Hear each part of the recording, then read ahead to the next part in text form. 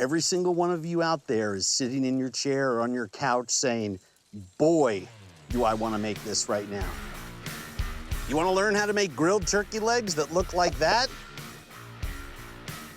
Along with lemony carrot orzo and cream greens? Stick around. I'm going to show you how.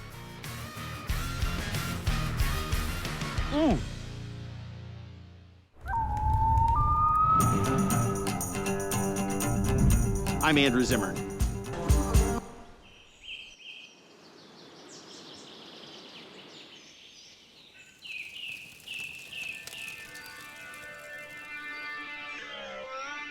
This is a very exciting episode for me because I'm making one of my favorite dishes for you, and I'm gonna show you a cool technique that I think is gonna change your poultry leg life. I'm gonna do grilled, marinated turkey legs. I'm gonna serve it with a lemon and herb orzo alongside baked creamed greens.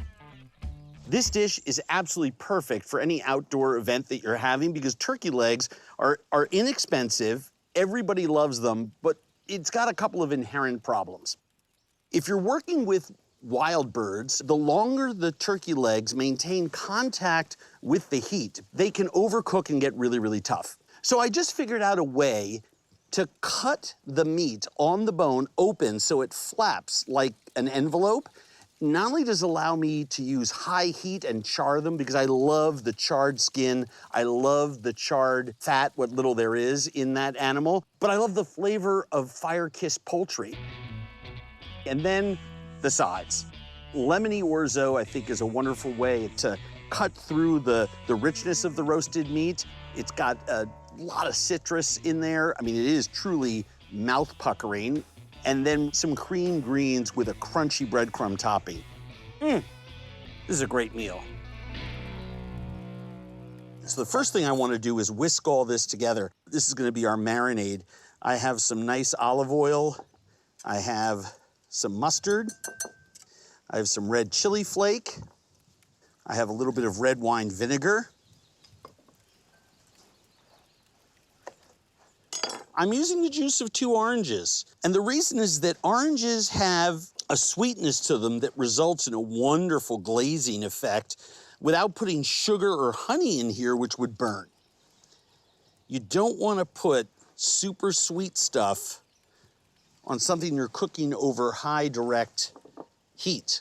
In case I need to fight back some flames, but also glaze my turkey legs, I have some apple juice here in my sprayer. Very, very important. And then the last ingredient that I'm putting here is garlic. I want the garlic to melt into the marinade, so I'm using a microplane. And I whisk that in. Salt. Ground pepper.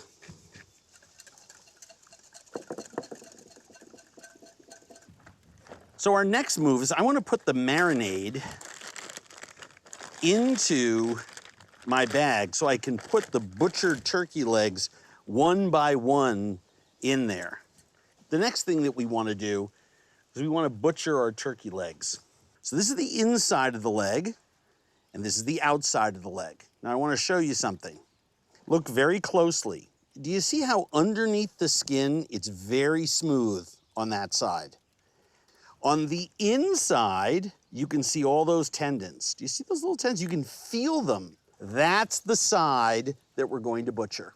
All we're gonna do is make an incision all the way around that leg. The next thing that we're gonna do is we're gonna take a knife and go across at the top. We're gonna come down through those tendons. We're not gonna go all the way to the other side.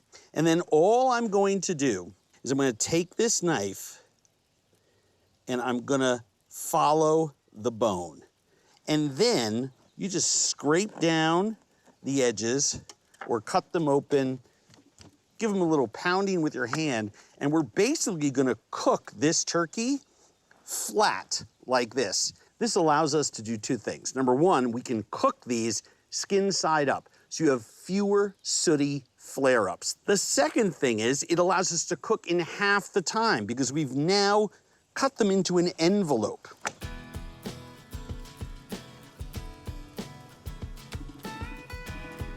There we have it. So these turkey legs can now go in to our bag with our marinade.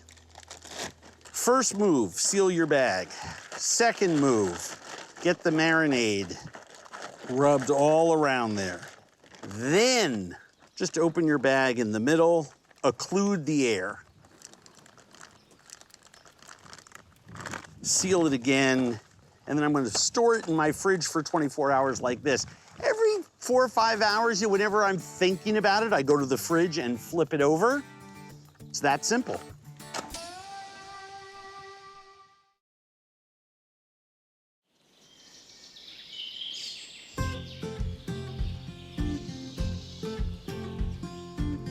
So one of my favorite dishes as a side or even as a vegetarian entree are cream greens. And it really doesn't matter what greens you use. I have a combination here. I have 2 different types of kale. I have a beautiful chard. I have some stunning collards. You could use all of these. You could use more in combination. And I like to remove big objectionable center stem. And then you can tear or chop the leafy greens.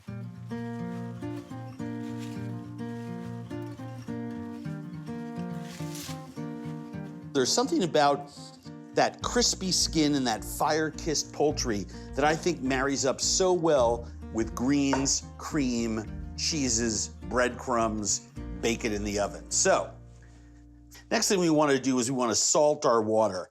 You want your water to taste like the ocean. That's how salty it should be. It should taste like seawater. So for every 2 quarts, maybe a tablespoon and a half of salt. And once this comes back to a boil, I take my greens and push them down into there. Those will take about 45 seconds to wilt.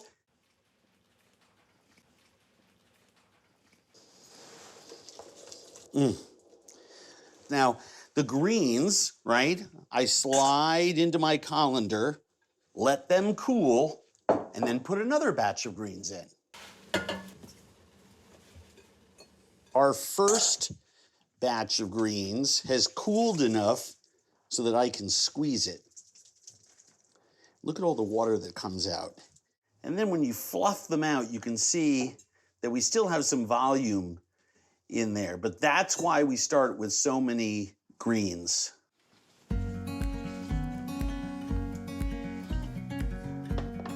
Now the fun part. We're gonna combine all of our ingredients here. I've got some butter, some Parmesan cheese. I've got my cream, pepper. These greens are peppery and spicy in a sense, and so black pepper marries really well with them. Of course, I want to season this well with salt, fresh nutmeg. With cream, cheese, and greens, there is no better combination. I guess I'm trying to put about, I don't know, 1/4 teaspoon in there. All right, so next thing, grate a lot of Gruyere cheese. Now, Gruyere is a lot nuttier and more flavorful than your average Swiss cheese. But if that's all you have access to, by all means, use it. All right, we're gonna have to do a lot of mixing here. And the best tool in the kitchen for mixing are the 2 things at the end of your arms. And just circulate the cheese, open up those little bundles of cooked leaves. Then load this into your baking dish. So these are fresh breadcrumbs. And I'm going to add my Parmesan cheese, a little bit of seasoning, that's salt and pepper. And I'm gonna put a little bit more Gruyere in there so we have a cheesy, crunchy topping. If you're one of those people who objects to a cheesy, crunchy topping, I'm not really sure we can be friends. because this is arguably what makes this dish. So this is ready. Now I place this into the center of an oven. I've already pre-positioned the rack there. I've preheated at 375, and I'm going to lower that to 350. Now, why do I do that? It's a really, really simple reason. When you open the oven, you lose 25 to 50 degrees. So I wanna make sure that this is cooking from the get-go. And this will be ready in about 35 to 45 minutes.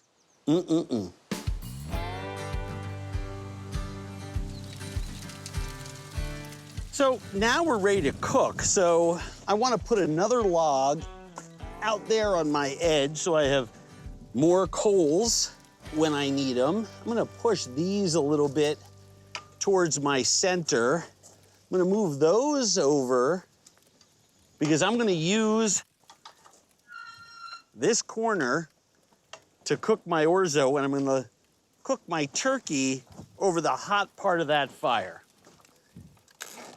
Open up our bag and do these one at a time. The whole point of this is we want to be able to cook these bone side down or flap down.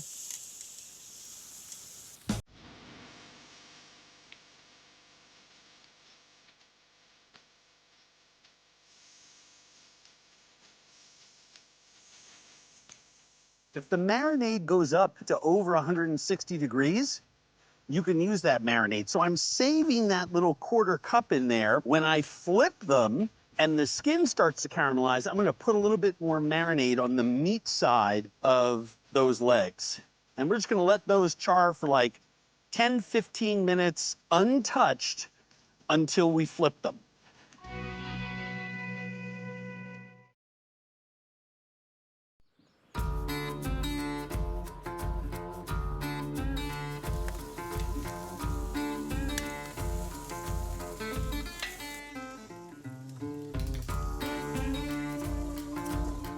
So I'm just glazing these with a little apple juice. Number one, it gives them shine, it gives them a sweet and sour flavor, but it also lowers the temperature on top of them.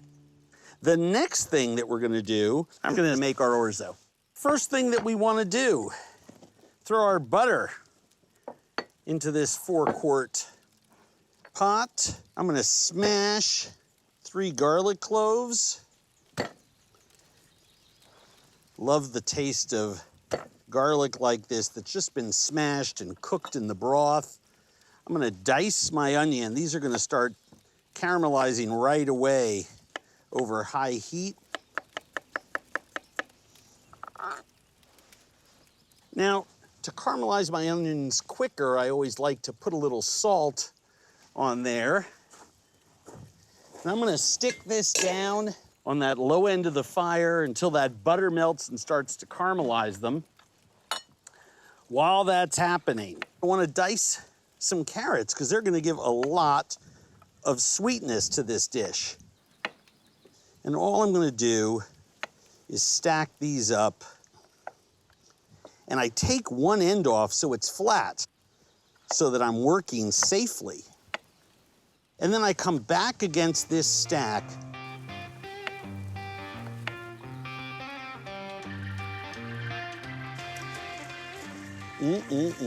Aren't those fantastic? If you notice, I'm bracketing my coals with fresh logs so I can push them in and maintain the same heat. And you can see there my butter is sizzling. Now, I don't want to burn my onion or my garlic. So I'm going to add my carrots, which is going to slow down the process just enough so it doesn't burn. My next move here is to toss my orzo into that pot, give it a good stir. I want to keep the thermal momentum in the pan. I don't want to just dump orzo on top and have it be cold. I'm going to reserve this bowl because while everything is finished cooking, I'm going to make my lemon juice and herb mixture that's going to go in there. You can do this with water. I just happen to like doing it with chicken broth.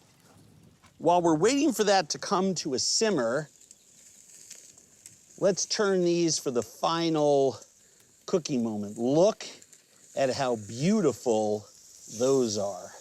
Look me in the eyes and tell me you don't want to eat those right now. And then again, let's glaze those. Now, as with any pasta dish, once you see it simmering, the most important move is this stir. Because now, you don't wind up with a bunch of clumped, stuck orzo at the bottom of that pot. And I'll tell you, if this right here doesn't make you hungry, I'm not sure what I can do for you. Every single one of you out there is sitting in your chair or on your couch saying, boy, do I want to make this right now. Here's the upsetting part for me. I want you here right now so I can feed you. I can't eat 6 of these. I mean, I could eat 5.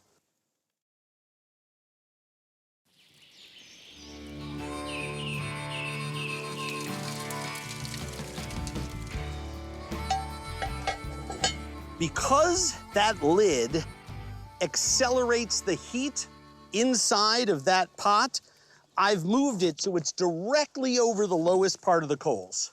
We'll cook that for 10, 15 minutes, add our herbs and lemon. At the same time, our turkey legs should be cooked through. After about 15, 20 minutes of cooking, then it's game time. All right, juice of a lemon. A little salt, black pepper, because we're just gonna add this all at the end. I'm just making a big handful of fresh herbs, tarragon and parsley, to throw into my orzo when I add my lemon juice, and then let it rest for another sort of 10 minutes while our turkey rests on a platter, and go get our greens so everything is here for us to plate up our lunch. I'm just gonna set these down and let those stay warm by the edge of the fire. You can see here the steam coming out of our casserole, which means we're probably just a little too hot. So I'm just gonna lower the temperature by backing that log out.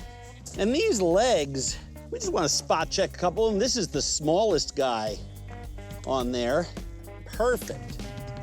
I think this one probably done too. So I combine my lemon and herbs. I'm gonna lift off this lid, dump my lemon and herbs in, give that a nice stir. Oh, that smells so, so good. Just let that rest for 10 minutes or so.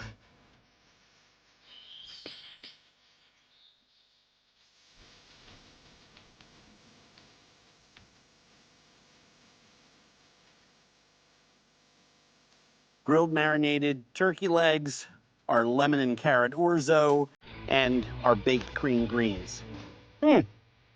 That is a great meal.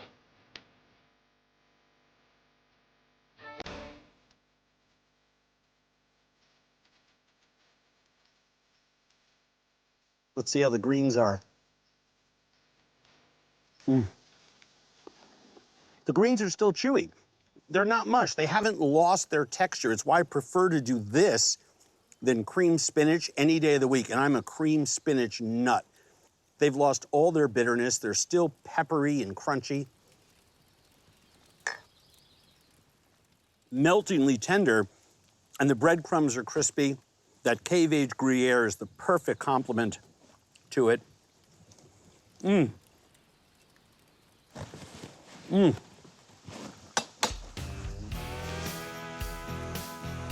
That's unbelievable. But the hero here is our turkey. Boy, oh boy. Butterflied and grilled.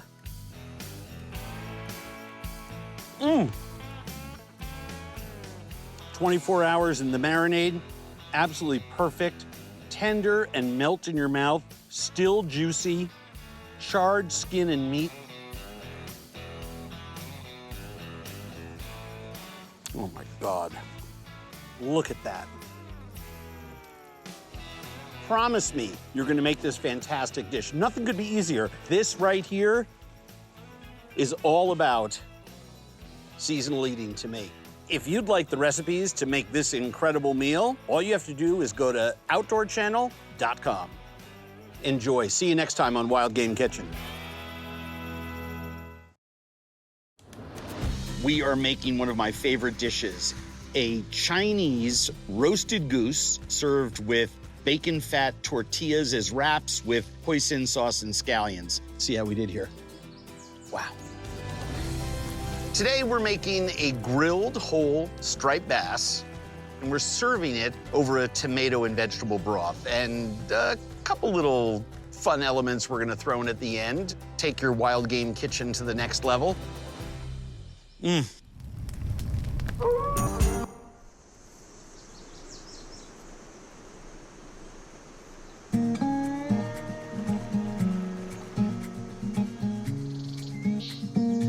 Today is a really exciting day for me. We are making one of my favorite dishes, a Chinese roasted goose cooked in the center of the fire, served with bacon fat tortillas as wraps with hoisin sauce and scallions. It's inspired by a trip to Beijing, where there are as many restaurants serving this Peking-style roasted goose as there are serving duck. Sounds complicated, very, very easy. The first thing that we're gonna have to do is we're gonna have to butcher our goose. I like to take these big wings off. There's a ball joint right there. I save these for stock. Then you wanna make sure if your goose went to a processor, they usually are going to take the neck and all the other little goodies and put those inside the bird. But the one thing that a goose has that is a problem for any cook is a ton of fat. I just want to trim that away. This is all the fat from the neck. I want to make sure that I get really nice, even, crispy skin as best that I can. I want to cut a piece of cork, and I want to put my fork into that little piece of cork, exposed a little less than 1/4 of an inch. That's about the length of the skin of the goose. And just hold this. That way you put all of those little holes all over so that that goose fat will render. We're gonna stuff it with orange. Then I'm gonna stuff it with ginger. I don't need to take the skin off. Big handful of ginger. You don't wanna overstuff it because this vertical roaster needs to go up and in there. So at the end of the day, your goose is gonna look like that. Next thing we wanna do is we wanna wash our hands because we use our mortar and pestle to make our spice mixture.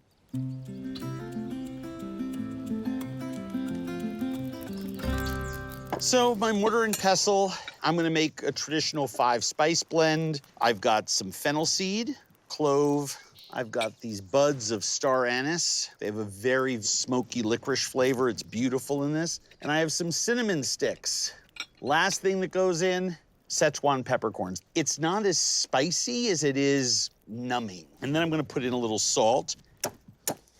And this is one of those times where you really are using both actions of the mortar and pestle. Just tip this down. I'm just gonna rub my 5-spice into this bird.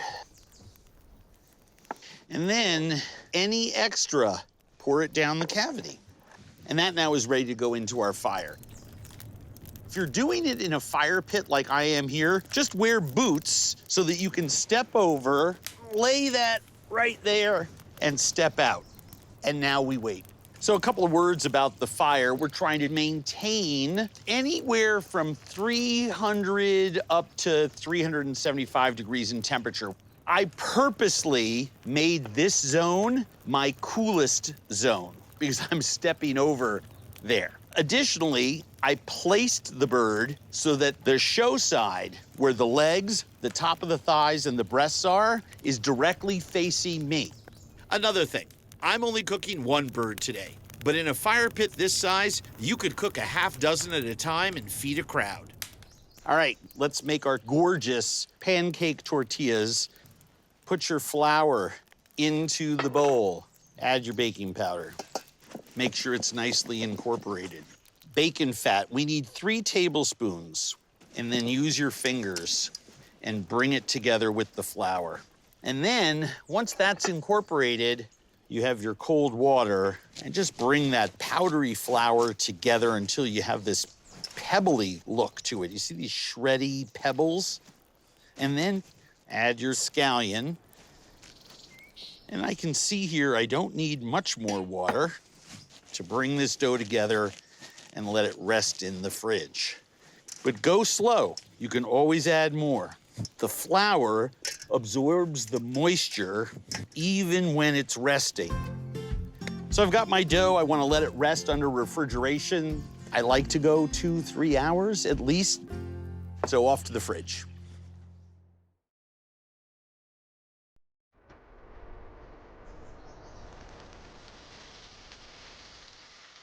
The goose has been roasting for about 75 minutes.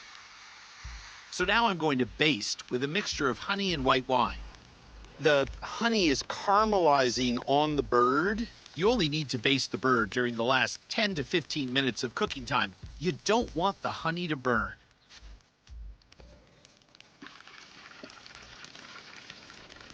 Boy, does that look good, huh? Well, we're just gonna let that rest for a while, right? All right, our dough has rested. Put a little bit of flour on our board. Give this just a little bit of a roll. It's easier to cut into pieces this way. Roll the cut side in the flour, and then roll this out. Once you know these are all the same size, just give them a little squish. Throw a little more flour on them. Flour up a dowel, and then you roll these out nice and thin. Feel any resistance. Flour up. These only take a minute to cook on a hot griddle. And keep these under a towel just to keep them warm. This smell is just amazing. That is goose perfection. The smell of the 5-spice, the orange, the ginger, it's intoxicating. One of the things that I like doing with poultry is using a shears, and I can just take this leg right off at the joint, and look at how juicy and perfect. It's just rested to a pinkish gray with a brittle skin on the exterior. And of course, the really good stuff. Ah! For anyone who thinks that goose meat is not tender, it's not the animal, it's the way you're cooking it. There's the start of that bone. And do you see it's flat? Just like taking fish off a frame. I mean, look at that. Beautiful. Got this crispy skin all around it. I'm gonna take this skin and I'm gonna have it with the slices of that glazed meat. Thin, moist pieces of that delicious thigh meat. Look at the moisture and the fat that is still in that goose. Let's see how we did here. Wow, unbelievable. All right, grab some scallion. I just like cutting it at a very serious angle so I get shreddy pieces. Now we can go to town. Hoisin, piece of meat, extra piece of skin, some scallion. I'm watching my weight. I'm gonna forego a pancake. The 5 spices taste delicious. The ginger and orange inside of there is just infused in all the meat, and it tastes so perfect with the scallions, and you have crispy skin from all around the bird. Next time that you're at, duck or goose camp, bring along, it's a $12 vertical roaster. Build a circular fire and have at it. Oh, and by the way, you're at duck camp, you don't have any geese, do it with duck. You wanna do it with a turkey, do a small one. Go ahead. Chickens all day long. So simple. If you'd like any of our recipes, all you have to do is go to www.outdoorchannel.com and click on Wild Game Kitchen.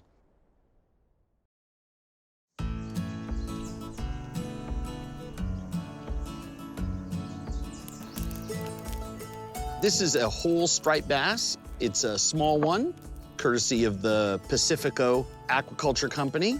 This is the fish of my childhood. Watching my father catch the fish, tend the fish, and to this day, it remains one of my favorite dishes to cook, so I'm thrilled to be able to bring it to you. Today, we're making a grilled whole striped bass, and we're serving it over a tomato and vegetable broth. The first thing that we want to do is get our vegetables cooking. I have a Dutch oven over here, cast iron. I'm gonna add some olive oil. I'm using celery and onion. I'm using whole garlic cloves. And we want to caramelize our tomato paste to get a really rich tomato flavor.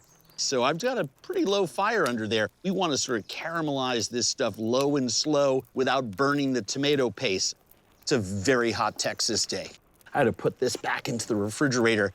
Next thing, I have my herbs. I have bay, oregano, basil, thyme, parsley. Line all those up and just really cinch that up. And that just goes right in the pot. We're just gonna put a little bit of saffron in there just to get some of that very typical Provençal flavor. Sprinkle this with a little salt and a little pepper. Just let that cook. And now I want to turn my attention to my favorite vegetable, fennel. I just cut this bulb at an angle. I like to leave the tender shoots of the fronds. I'm gonna cut it again into quarters, and then I'm gonna cut it into some slices.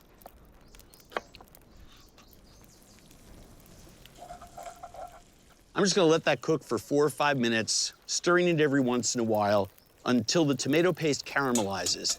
This is my homemade shellfish stock. So we have a couple of quarts of that incredible stock, and that will go in at the very end.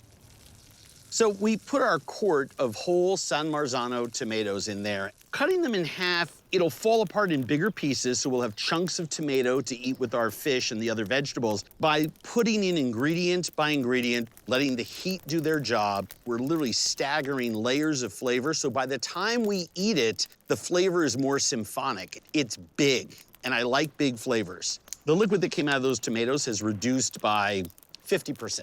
So I'm gonna add a cup and a half of white wine, carefully measured. Let the liquids now reduce by half again, and then we're gonna add our broth. We just wanna make sure that we have nice body in our soup. Simmer that for about 25, 30 minutes before it's perfect, so we'll get going with the rest of our meal.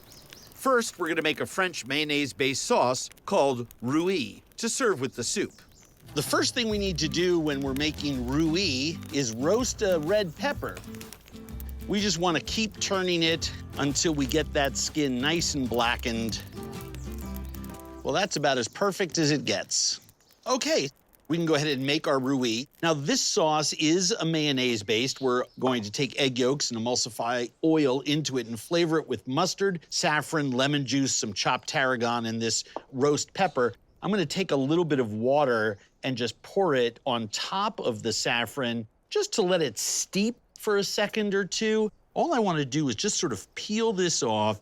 If you have little bits of skin that don't come off like this, don't get into analysis paralysis. It's not a big deal. So I just wanna remove this seed core. Don't worry about these ribs. If you wanna take them out, by all means, go ahead. There is your cleaned and roasted pepper. Now, first thing that's gonna go into my food processor is my egg yolk, my mustard, for flavor and also helps hold the stabilization. Give the garlic a good smash, which is another sort of flavor hallmark. I've got this saffron sort of right where I want it, a little bit more acidity in the form of my lemon juice. Let's get some of that pepper in there on the first go. Let's see how much more we need, and salt. And I'm just gonna pulse it. So once I break it up a little bit, I can puree it. Then I can put it on low and emulsify very slowly with my oils. This is vegetable oil that I'm adding in a really slow stream. All right, now I just wanna add a little more olive oil flavor to glossen it up and to give it a little more body. And I don't have to pour in as thin a stream because I've already made my emulsification. Just taste it. That is perfect. The last thing that I want to do is I want to put some tarragon in there. This stuff is going to be absolutely fantastic. We're going to keep it in the fridge, the perfect way to enjoy grilled striped bass.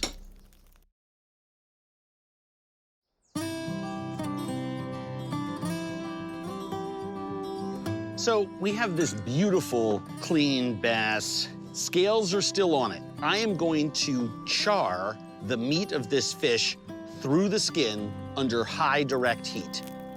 Those scales are gonna make it really easy to cook because it's not going to stick. I think the fish is gonna take 12 to 13 minutes on each side, and I want it to rest because I want the juices to go back to the center of the animal. So I'm just rolling this in the salt and the olive oil.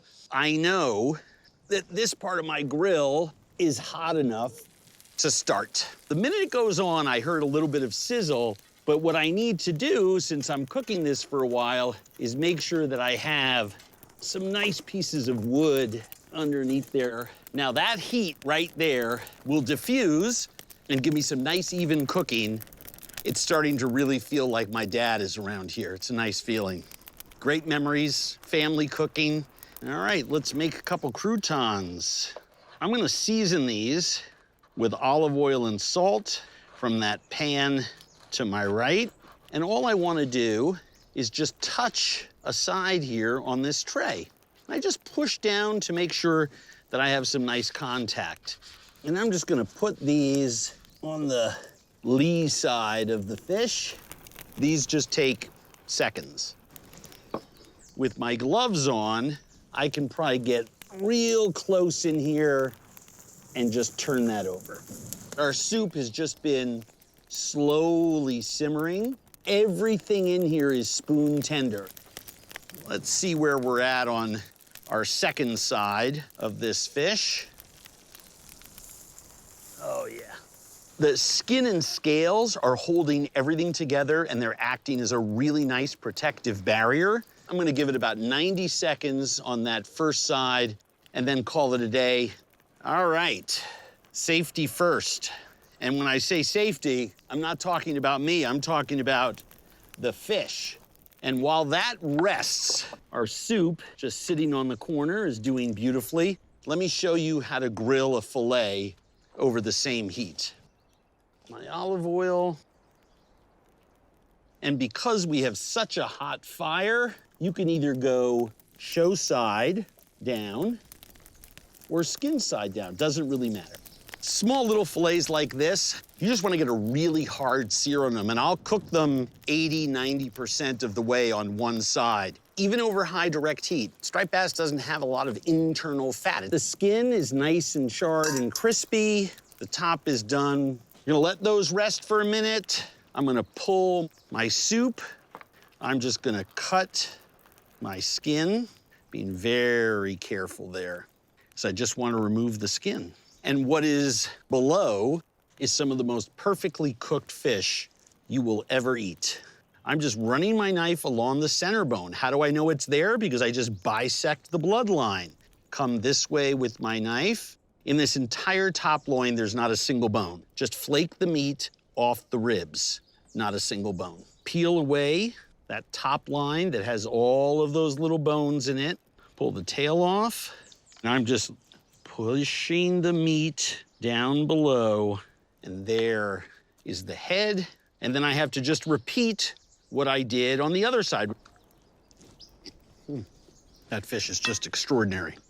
So, some of our tomato soup. I'm gonna put just a little more solid in the middle because I want my fish to face up. Portion number one, portion number two. Can't stop eating it. Little seasoning, little drizzle of olive oil, and then the last touch, just a little pepper in the broth. That beautiful saffron roux, which you're meant to sort of stir in to the soup. I don't think there's a better flavor in the whole world. This meal just takes me back to my childhood. I would want my dad to taste how I do this now and know that all those years of me sitting there screaming at him, when are we gonna get a fish? Were worthwhile. And just like bouillabaisse, I do like to take some of that mayonnaise and just put it right into the hot broth. This is acidic in the most beautiful way because we didn't overcook the tomatoes. Sweet with the onions and the fennel and the celery. The smoky saltiness, the brininess of the fish. It's just exquisite. And who doesn't love grilled bread dipped in broth? Grilled striped bass, 2 different ways with our tomato soup, our roux, and our grilled toast. I need some private time to finish these 3 bowls. Thank you very much. You want to do something different with your wild hog? How about barbecued boar ribs? That is meaty, beady, big, and bouncy, my friends. And the best thing, to go with something that fatty and delicious, Grandma's potato salad. And then the classic fixture of Southern food, a fantastic shrimp and grits recipe. It's the perfect balance of forest floor and ocean floor. That's not a shrimp, that's a shrimp.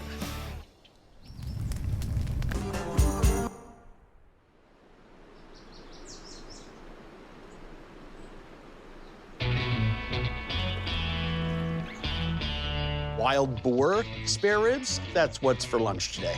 With my homemade rub, a tangy barbecue sauce, and classic potato salad. First things first, I just want to make my rub real fast. Brown sugar, paprika, salt,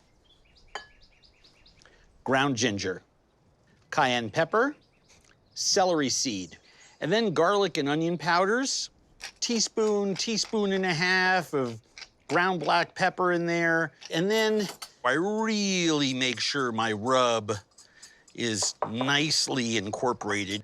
We have these trimmed off, they're almost St. Louis style, with the rib tips removed. Here's what's interesting about those. It has a very nice layer of exterior fat that's gonna be absolutely delicious when that roasts and caramelizes. The first thing that we wanna do is remove that silver skin. If this silver skin was still on the animal, your rub would not permeate into the meat. I think that'll do. 1 rack at a time. And when I say rub, I want you to really rub. You can actually see it starting to liquefy. This recipe for rib rub is enough for like 6 or 8 racks. So this goes into the refrigerator for 24, 36, 48 hours. 24 minimum, 36 preferred, 48 rock star. I think this is one of the best cuts off the wild hog to cook, and you can see the rub has permeated there. I have some fruit wood already set on top of the coals so that we're gonna get that beautiful fruit wood smoke in there. By manipulating the vents and the coals, you can keep that temperature at about 250. That's our goal. You wanna make sure that you're going really low and really slow. Remember, 3, 2, 1 is the easiest way to think about barbecuing. That's a ratio, okay? It's not a recipe. I may go an hour and a half on the first cook, an hour wrapped, and then a half-hour reveal. You get it? 3, 2, 1. It's a ratio, not a recipe. All right. I'm gonna take some of my wet hickory chips and just set those down in piles. Then my ribs. Every 45 minutes, we're gonna give these a baste. We'll get a chance to check these. And we'll just keep an eye on that temperature. We'll see how she goes.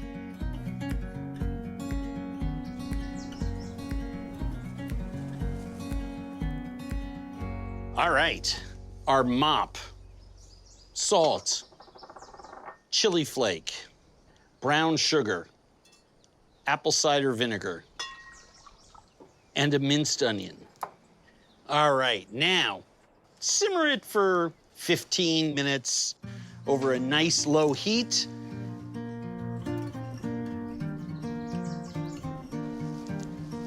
So you can see it's gotten a little bit syrupy. And when it cools, we can start basting our ribs. All right, so next up is our barbecue sauce. Apple cider vinegar, brown sugar, salt, chili flake, Worcestershire sauce. And would it really be barbecue sauce without the molasses? I don't think so. Crystal hot sauce, corn syrup, and you can use Heinz chili sauce or ketchup, doesn't really matter. I prefer Heinz chili sauce. It has better seasoning for this, better body. It's a little chunkier. And this goes onto our camp stove. And we're gonna simmer that for 45 minutes to an hour until it's nice, thick barbecue sauce consistency.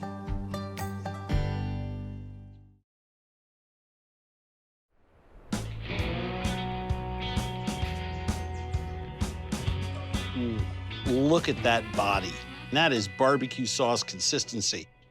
We'll put a little bit just to glaze the ribs, but mostly I use this at the table. I want people to pass it. Now, a word about this barbecue sauce. It's very spicy. You don't need a lot of it. This is just to gently glaze, just give a little bit of chili vinegar tang to our boar ribs and cut through that fat. It's my favorite barbecue sauce ever. I love this stuff.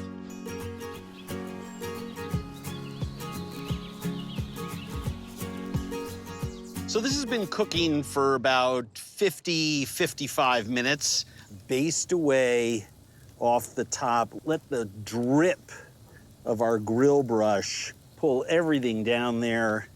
And now we have another round of basting to do in another half hour, 45 minutes.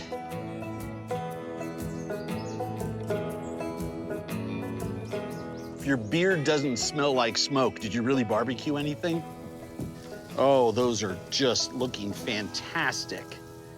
Go in for our second baste. That vinegar, onion, and chili baste on there. You can smell that is just fantastic. And look at the shrinkage. That is really, really nice. So, I've got my butcher paper here, and I'm trying to hold some moisture but let them slowly continue to roast in a more protected environment than naked and 250 degrees in there. These are perfect with that rub and that baste and the pull from those bones. It's bending a little bit, which lets me know that another hour in here and we should be pretty darn good.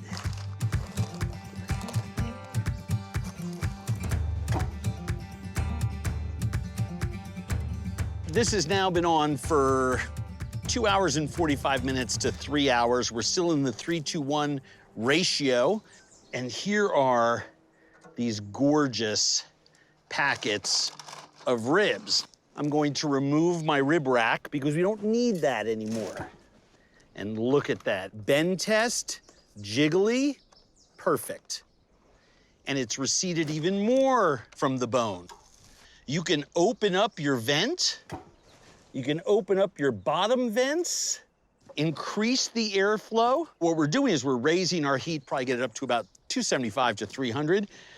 Leave that there for a half an hour, 35 minutes. We're still in the 3-to-1 ratio, and these should be absolutely perfect.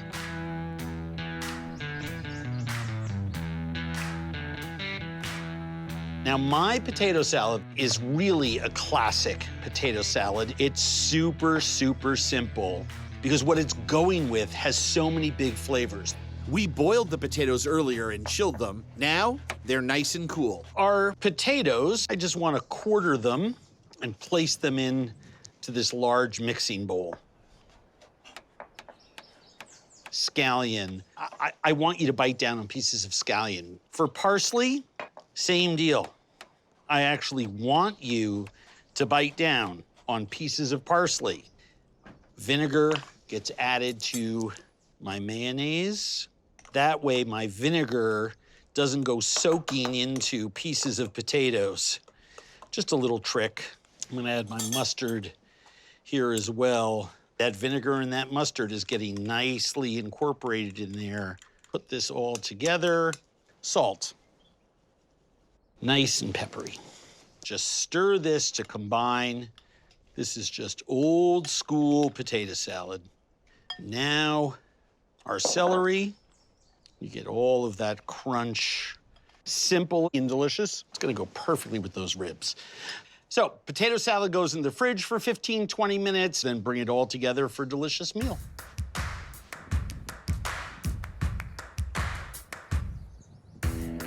All right, so these have been cooking for that last part of the 3-2-1 ratio. You can just see they're just absolutely perfect. And all I want to do, put a little bit of sauce on top here, tablespoon or two per rack, and cook them for about another 90 seconds, 2 minutes. Okay, so there's that potato salad. If I was a betting man, I'd say these are gonna be pretty darn tasty. Look at this. Wow, wow, wow. All right, so this is nice and tender. You can wiggle those bones. That is meaty, beady, big and bouncy, my friends. These have just turned out absolutely perfectly. Look at how moist that meat is. That glaze, that crust, the bark, a little bit of the smoke ring.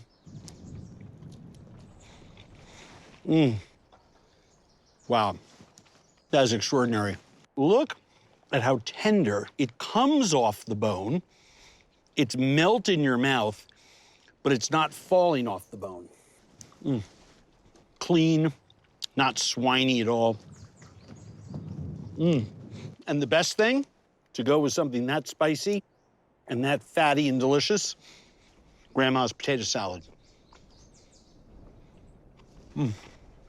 Wow. So good. Cuts through the spicy hot barbecue sauce, those gorgeous fatty ribs. Thank you to the good folks at Broken Arrow Ranch for this superb wild boar.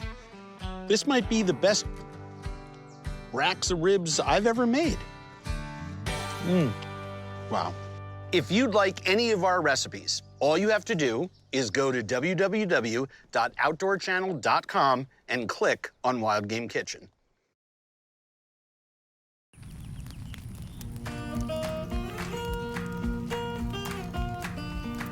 Today we're making a fantastic shrimp and grits recipe. Such a classic fixture of Southern food. It's the perfect balance of forest floor and ocean floor. We have this beautiful, woodsy, lemony sherry glaze that goes so well with the buttery shrimp and grits. These massive babies are prawns. Prawns are not exactly the same as shrimp, but they were so stunning, I couldn't resist. But for the sake of eating, they're essentially the same thing. These are coarse, stone-ground grits. We're gonna finish them off with butter, a little bit of Parmesan, a little bit of salt. Then people forget that there are a lot of wild foods that grow out of the ground that are in the vegetable and fruit categories. Mushrooms are fantastic. And the mushrooms that I have over here are hen of the woods, beach mushrooms, and king trumpets. It's a wonderful, wonderful combination. Oh, that water looks like it's simmering. We're just gonna pour the grits in there. I'm gonna season it with a little bit of salt, and then I'm gonna simmer this for about 45 minutes. Okay, and I've gotta cut my shallots and scallions. And I'm gonna use these green tops to garnish later on. I wanna chop some parsley for this. I wanna cut my bacon. I just wanna render that bacon nice and slow. Get that a little crispy. A regular dice on my shallots. Those shrimp are gonna take a couple minutes to cook, but not very long. So everything sort of has to come together pretty fast. And I'm just gonna take these mushrooms off of their master stems. These smell so good just cutting into them. And I don't need to make a lot. And I basically wanna make sure that these will all cook in the same amount of time. And then with the king trumpet, I'm actually gonna split these in half and we're gonna put that into the pan first. They're gonna take the longest to cook. Some whole rosemary stems are gonna go in there. I have lemons cut at an angle so I can squeeze those. All right. The most important thing with this dish is cleaning my shrimp. There is a vein that goes down here that we want to remove. I want to keep my tail on. I want to keep my head on because I want all of that head fat to stay into my sauce. So all I do is I start on the foot side and I just come around here. You can do this with a small knife. I think it's easier to do it with your hands. And then all I want to do with the tail is cut it and sort of unwrap it. And essentially what I want is to eat all the beautiful meat on that shrimp, but have the flavor of the tail and the head in the pan. So once I get to this point, I just make an incision and take out any objectionable materials. This is the shrimp's digestive tract. And it's filled with sand and shell, the detritus of what this shrimp ate. And that's a good sign. This shrimp was not raised on shrimp chow. It actually ate real food in real water.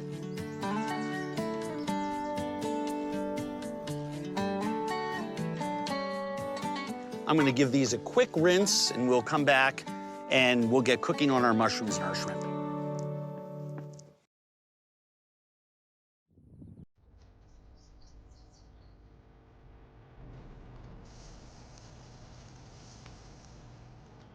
Let's cook those trumpets. Once those have browned, I'm gonna be adding the rest of those mushrooms, but the other mushrooms just take such a short amount of time. All right, a little bit of thyme, a little bit of garlic, some shallot and scallion. Let those cook in that bacon fat. That's the color you're looking for. That's a nice mushroom sear in a cast iron skillet. Saute our mushrooms. We're gonna put our butter into our grits and our shrimp into our saute pan that has the bacon. They're gonna release some liquid in there, so I'm not too worried about it, but I don't wanna burn them up, right? Add a little bit more butter there. Our mushrooms are coming along nicely. Those hen of the woods and those beach mushrooms are starting to get some color on them. So we just have a short amount of time to go before we want to add just a few tablespoons of sherry. Our shrimp here, if I flip these over, you can actually see some nice caramelization on the edges. That's what I'm looking for.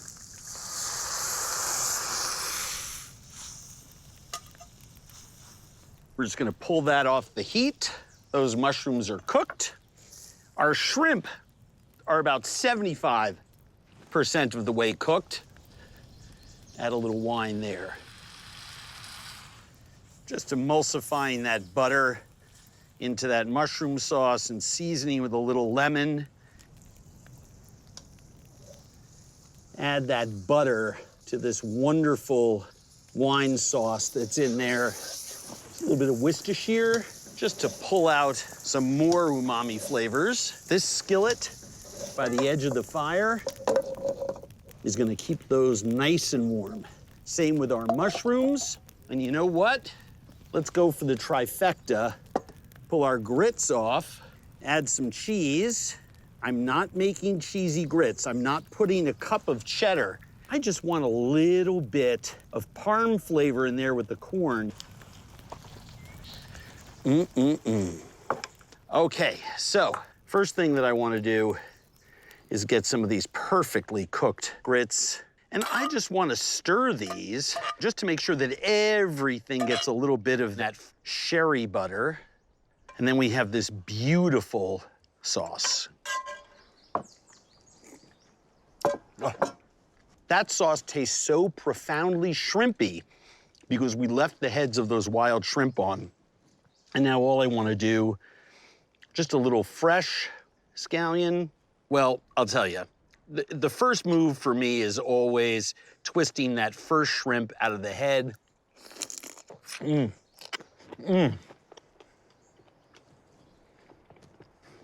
Lord. Here's what I love about shrimp and grits. With that wild mushroom saute next to it, it's not overkill.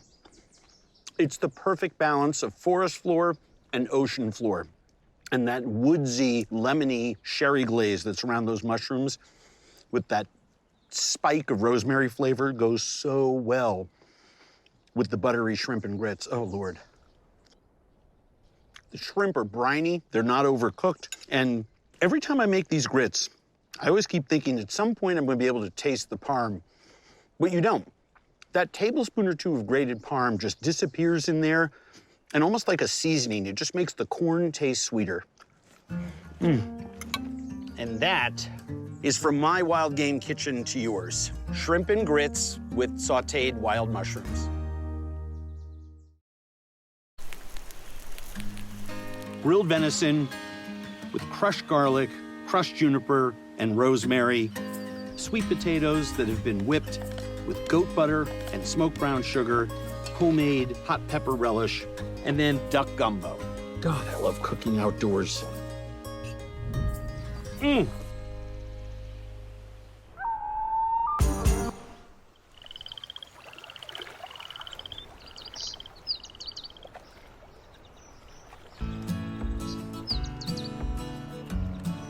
This is one of my favorite plates of food to make, venison, which came to us courtesy of our friends Pat and Nicole and Driven TV on the Outdoor Channel. Thank you for a beautiful, beautiful fresh animal that was just harvested and hung. First thing that I want to do here is I want to show you the tuber of choice in the Zimmern household, sweet potatoes. I'm going to pan roast these right in the coals. Squish it in there. Come over to your grill, and I love grills that have access to the coal bed because there is nothing better than cooking sweet potatoes right in the coals.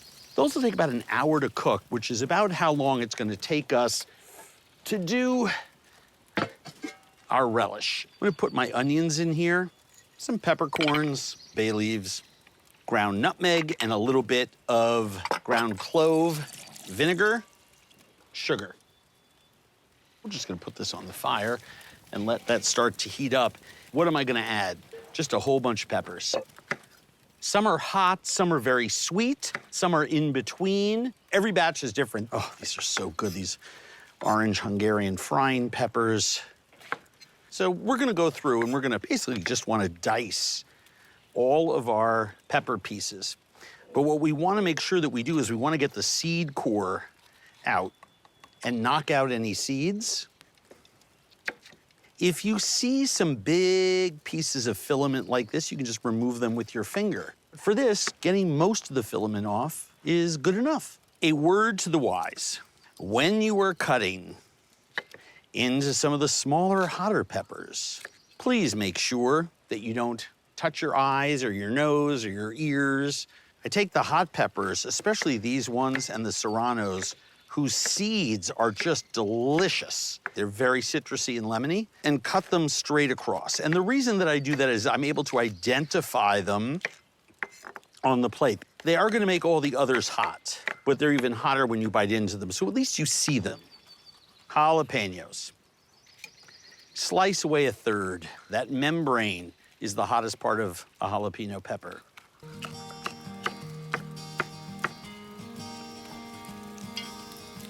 We're just gonna let that simmer, let that sugar and vinegar go down. The only thing that we need here is a little salt. All right, here's the fun part. We're gonna make a little marinade for our venison, something super light. I'm a big fan of smashed garlic. Just a couple of smashed cloves are plenty. It's going to infuse into my oil and get onto my meat. Freshly ground pepper, don't be stingy with it. Salt, juniper berries. I don't want big pieces of juniper in there. I want to smash them, so that they give their flavor and aroma into the marinade, and everybody will get the flavor of the juniper on their venison without biting into a big chunk of juniper. Oh my gosh. Some rosemary. Clean this off, and we will walk in the star of this. Beautiful backstrap. You can see it has this giant piece of silver skin there. I don't want that. How do you remove the silver skin from a 2-foot-long backstrap? You don't. You remove the silver skin from a 12-inch long backstrap. It is so much easier.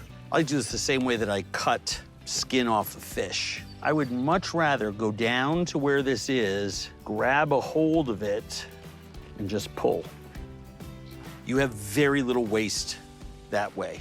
This little stuff right there, those are all gonna cook off. They're not gonna be tough at all. And there you have pieces of venison.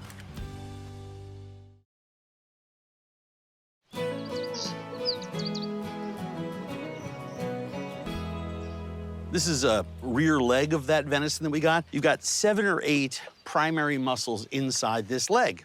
What I like to do, just use the tip of my knife and trace that line. The silver skin tells you where to cut. It's got markings on it. So I'm just pulling that silver skin back and using my knife. Look what it reveals underneath. This beautiful piece of top round. And if I put my fingers in here and then trace along that line, you can see in here, I have all of these muscles, and each one of the muscles is surrounded by a sheath of silver skin. Those are the tendons. That's how the muscles attach to the bones. So it really is super, super easy to remove these one muscle at a time. All you gotta do is touch this and kind of yank on it. I'm not cutting into a muscle, I'm cutting between muscles. This one is just gonna come right off. So there's that bone right there. If I take the top of this off, I have a boneless, sinew-free piece of round from the leg that you can grill up. I'll break down the rest of this. See the lines of protein there? That's the muscle. Look at how different that is than this tender piece or the round. Another steak from there, the round. It's easier over high direct heat to grill pieces like this for 6-7 minutes aside and let it rest. My sugar and vinegar has reduced to a syrup, binding my onions and peppercorns. And I'm gonna take these sweet potatoes out. They're nice and soft, they've charred. I'm just gonna grill the venison pieces on the hottest part of the grill, and we'll keep them moving around. All right. I'm gonna make the root vegetable mash.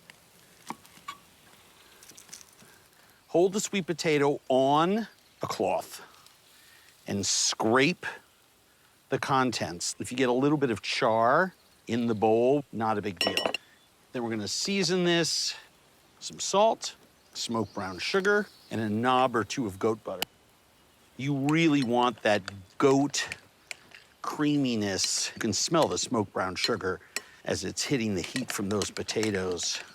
Wild venison is especially lean. So just try to leave it on one side for as long as you possibly can. We have a stunning crust on there. I like my venison just past medium rare, warm red center. This is so, so, so important, especially with lean wild meats. Resting your meat is the difference between fair and great. And you want to serve your meat warm so it has the best mouthfeel possible. Small cuts of meat like this, I want to let rest for 10 minutes.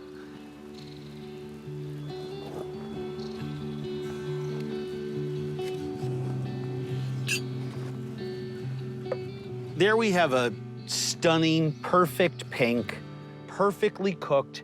There's no fat. I mean, that is one lean, soft cut of meat.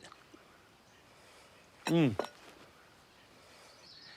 you want to serve this at a party, make a big platter, Put this in those spaces so your guests can fork a little bit of that hot relish onto it. Be sure to season again. Some fresh peppercorns, but I'm not putting any of this on there because we eat this all by myself. Charring them in the fire, they absorb all of that smoke, then the smoked brown sugar and the goat butter. This is one of my favorite dishes in the whole world.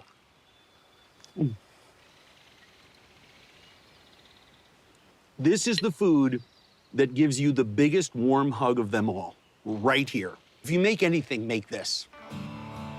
Grilled venison with crushed garlic, crushed juniper, and rosemary with the sweet potatoes, hot pepper relish, and a great way to enjoy any game: elk, bison, venison, any hoofed animal, a duck, goose. This is the way to go.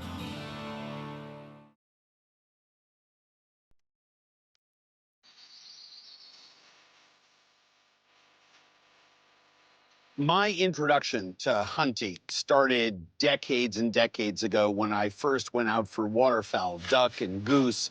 And, you know, I've been hooked on cooking duck and goose in the great outdoors ever since. And one of my favorite ways to prepare duck is to utilize essentially the entire animal in one dish. I'm going to braise the legs in a duck gumbo. I'm going to crisp, hard fry the breast meat and slice the medium rare on top of the gumbo. And the frames are what we made this stock with. The first thing that we have to do with a good gumbo, and really what I find is the defining ingredient in a gumbo, besides the okra, is in the roux. If you don't have a dark, smoky roux, I don't think you really have the proper foundation for the dish. So the first thing that we want to do, I'm gonna add the oil, and then we wanna add our flour, equal parts of each. We wanna essentially cook this roux until it turns from blonde to red to brown to dark mahogany brown. The pan will tell us if we need to put more coals in, take some out. We have, you know, ambient throw in terms of heat from this side pile of coals. So of course it's gonna be cooking harder on that side. We just need to watch out for that. The fun part about cooking over live fire is that it's inconsistent. We've used so many pieces of equipment in this show. This is actually one of my favorites. There are dozens of brands of what I call collapsible grills. You release these little knobs, and these features on poles come right up. The legs come right off. The sideboard comes right up. So you can pack this whole thing up and put it in the back of the truck. Super, super easy. Oh, and I think we have a really nice roux. That baby should get to a nice dark nut brown very fast.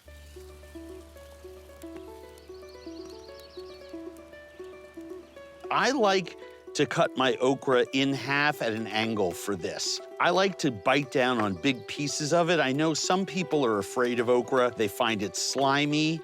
When it's cooked in a gumbo, it's anything but. Oh, look at this. Look at that beautiful nut brown we've got going. The moment I add my cut vegetables, this stops cooking. We are now going into that dark brown mahogany territory.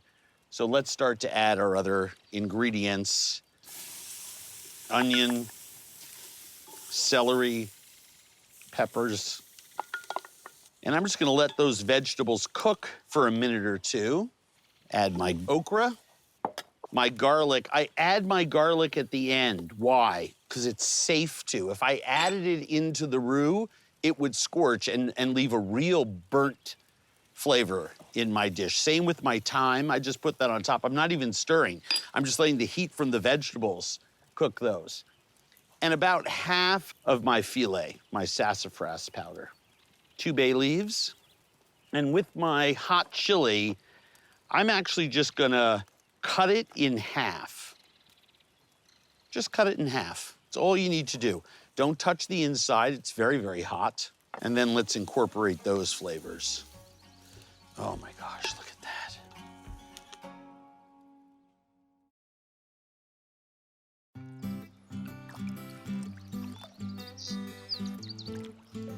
Let's look at our duck.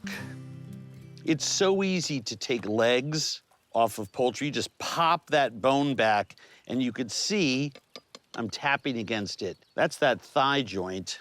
And all I'm gonna do is just lay my knife flat against the duck, go around that ball joint, scoop in all the way so I get that little oyster, and I'm just gonna lay that to brown against the edge of the pot. And I don't need any other oil. I can just brown these duck dark quarters against the edge there, and it's gonna start rendering out its fat. We're just gonna get a nice sear there on the side of the pan.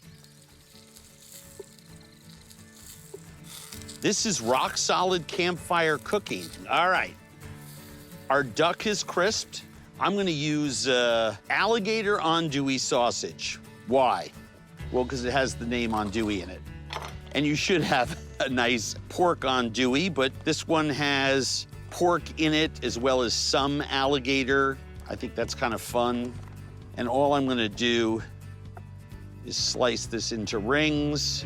That sausage will be in our gumbo. And again, I'm just throwing those pieces of sausage up against the hot side of our grill. Next thing that I wanna do is I wanna add my tomatoes. You can use canned if you want. Add my Worcestershire and my stock. Now, if you don't make your own duck stock and you wanna use something that comes from a box, there's lots of really good brands out there. That right there, that's not the texture of stock. That has nice body to it. We need to let this braise for 90 minutes. So now, probably the most important thing that we do the whole day, move this back to a hotter place. We're just gonna move some of our coals around. And once I get it to a simmer, we're gonna let that cook for 90 minutes.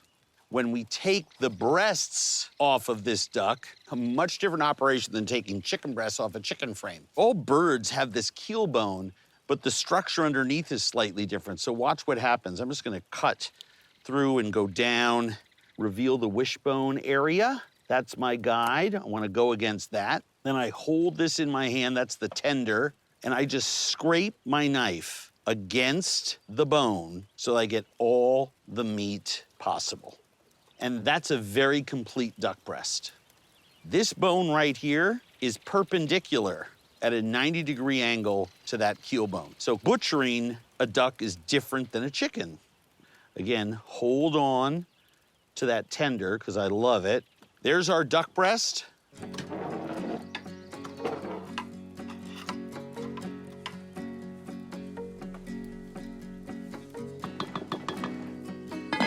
Okay, so this has been simmering for about an hour and a half, hour and 40 minutes. This is pretty hot. These won't take long to cook. I just want to use a sharp knife and score this. Cooks faster, but it also prevents it from curling up in a really tight ball. Always season everything. But ideally, we roast it slowly and long on one side so we get a nice brown. Salt for the gumbo.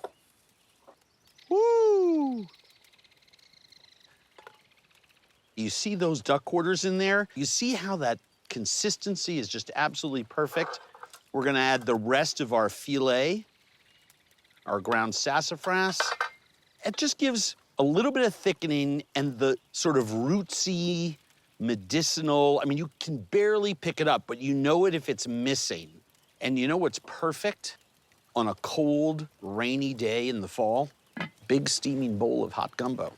These duck breasts have been on for about 5-6 minutes. We have them 8 inches above a medium coal bed, just slightly off direct heat. And I just want to show you, look what's happened. We're rendering the fat and crisping this low and slow over this fire. And the flavor of a duck breast cooked over hardwood coals is absolutely unbeatable. So let's turn, we have a nice golden brown on both of these duck breasts.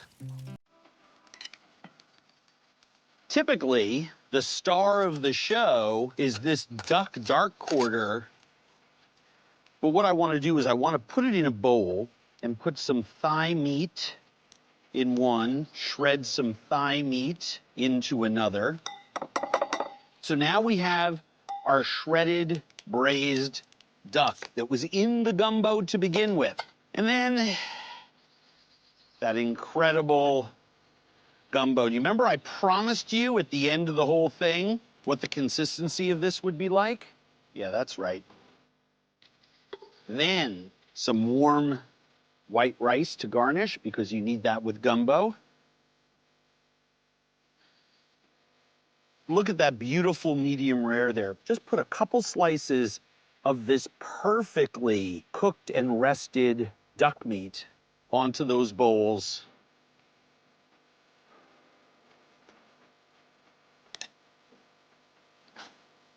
There is nothing better to me on a cold, rainy day in the middle of fall than eating gumbo, even if I'm doing it in the rain. Recipes, of course, are at outdoorchannel.com and andrewzimmern.com. Several different varieties of gumbo. I don't know how long this rain is gonna last, but maybe longer than it takes me to eat the gumbo, but I'm not moving. Enjoy.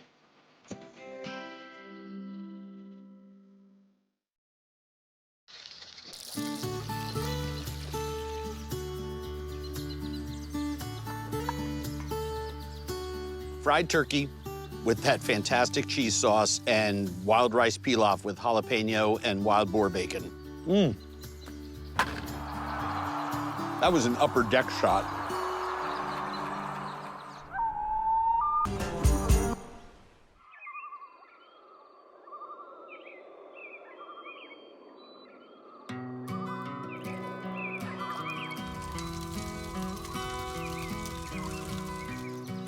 Today we're making a campfire classic. It's the dish that I created the first time I went turkey hunting. I crisp fry, brined fingers of the breast meat. I save the legs for a separate meal. I serve it with wild rice that I've cooked with onions, wild boar bacon, and jalapenos. And then I make a classic bechamel cheese sauce. You can use any 3 cheeses you like. It's one of those recipes that has so many different components. I thought it would be perfect for what we're doing today. All right, I'm gonna take a breast of turkey off this frame. All I'm doing is feathering my knife against that broad bone to remove the entire breast. And then lift this up, come back against it. All you got is that skin attaching it. And there you have the entire breast with the tender. This is enough to feed at least 3 people when you cut it into fingers and fry them. Maybe 2 if it's me and one of my friends. With turkey like this that's so low in fat, you want to brine it because it makes the flavor so much better. And it keeps that white meat really moist. Place your breast or breasts in a Ziploc bag. And what I do, I'll bag the pickles later and eat them. But I brine the breasts in pickle juice. Why do I always have pickle juice around? You eat pickles, and what's left behind? All the juice. Pour it in to a Ziploc bag, throw it in the freezer if you don't want it to take up room in your fridge, and now it just sits in the brine. I have a little air in there. I usually put mine in a little tray in my fridge. If it brines for 8 hours, great. If it can brine for longer, do it. 24 hours is ideal. Then take the breasts out and put it on a tray on a towel in the fridge for 6-8 hours so the surface moisture goes away. You get really crispy skin. So we're gonna put this in the fridge. I have one that I already brined. Here's what we have. It's ideal for cutting into fat fingers, which are the perfect size for frying. First thing, we can start making our wild rice pilaf. I'm gonna cut some of this wild boar bacon, which I really like because it just has a delicate smoke flavor. Put that down into our pot with our onions, and we're gonna let that cook together for a while. Process my jalapenos. As they cook, they lose their oomph. This is not a spicy dish. All I want with the bacon is I just want to get some crispiness on it. You know, it's got very little fat. We don't need butter, we don't need oil, just that little bit of fat. I'm just gonna push my veg to one side. I put the bacon on the hot side, and you can actually see some of those pieces starting to brown.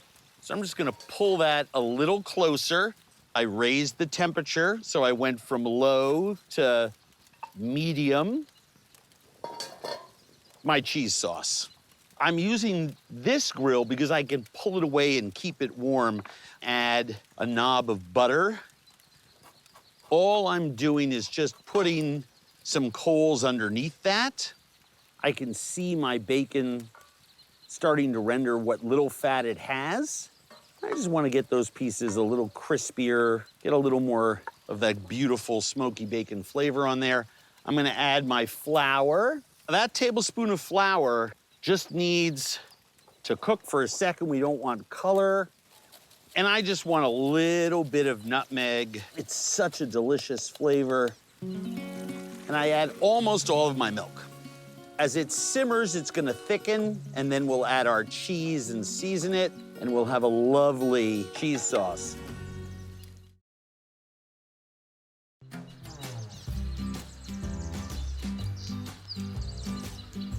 All right. The bacon is starting to crisp. Now I'm gonna move my onions and peppers and bacon around. I just want the onions and the peppers to get a little caramelization on them, a little bit of flavor from the fire. Pulling it back an inch and going up to high for a second is caramelized some of our onions in that wild boar bacon. As the milk simmers, it starts to thicken, and you can see it just thickening a little bit. Well, those vegetables are cooked. I'm just gonna push that to the side so they stay warm. We don't want our milk sauce consistency. We just want it to have a little more body. Put your softest cheese in first. That's soft goat cheese, very mild in flavor, but it melts really fast and really well. It's cold, so of course it's gonna drop the temperature a little bit. You can see how much thicker our milk becomes. Add some of our cheddar. Pull that a little further off the heat because we don't want to burn it. Add a nice handful of our drier cheese there, which is Gruyere. It's a nice flavor. You can add whatever 3 cheeses you want. It's the perfect consistency. Pull that to the edge of the fire. We have our par-cooked wild rice to put in there. I cook it like pasta. I just put it in boiling salted water until I start to see them break open. They'll continue to open with the thermal momentum, and I drain it. And we're just gonna stir this around. It needs salt. Our cheese sauce needs salt. All I wanna do with both of these is keep them warm. Transfer this and keep this warm. Because we're going to be frying, we need high heat. So I've had my pan preheating on the edge there. Push some coals underneath there. I only need this hot for 10 minutes. All right, so the key with cutting the turkey is you want them about the size of the turkey tender because when it goes in the batter, you want the batter that we're making to get crispy without undercooking or overcooking the turkey. That tender's a nice big finger, but you don't want anything thicker than that, right? Some people like the skin when they're frying, but I find when I'm doing fingers, the fat sort of gets in the way. So I actually take this off. As a matter of fact, I'll show you exactly what I do. I take this, because I love fried turkey skin, and let those pieces crisp in your oil. There's another piece about that same thickness. Cut these in half. We don't want it to be this fat, so I'm just gonna go strips this way. There's a strip, and now they're all got the same width. And why is that important? Because I want them all to cook at the same time. I don't want the batter too eggy. I thin this with just a tablespoon of milk. Salt, pepper. Super simple. Flour, egg. Flour, egg. flour. By all means, the double is worth it. It just makes for a better crust. Let's flip our pieces of turkey skin, really get those crispy. Once the turkey goes in, it drops the temperature of our pan. We were hot enough when we started, but now we just need to turn up the heat while we've put that turkey in and boost the temperature there. This now can go there where it's cooler. You can see what the double dip does. A super crusty chicken fried steak style batter. All we want is the brown crust on the other side of those and they'll be ready. Hit these little chicharron with a bit of salt. We just want these to cool off a little bit. What you don't want to do is undercook these. Yes, they would cook the rest of the way while they rested, but they might steam off their batter. Make sure they're cooked all the way through. So I'm just giving them, 45 seconds each on those other sides. While those are finishing, let's get down to business. Wild rice pilaf, cheese sauce. The moment they come out of the oil, hit them with salt. All right. That to me says fall. The wild boar bacon in there, just unbelievable. Super lean, the fat's really, really clean. Some of this incredible cheese sauce on top of there. And then let's garnish each of these with a nice crispy piece of the chicharron. And there you have it. But I just want to show you, through that crunchy batter, that's perfectly cooked turkey. Really nice and moist. The middle of the fat piece has cooked fat. It's not crisped. It's delicious, but that's why you don't eat it right away, because that's just gonna gush hot fat. If you think pizza mouth is a bad burn, you eat your chicharrone too fast, terrible. See how this turkey tastes.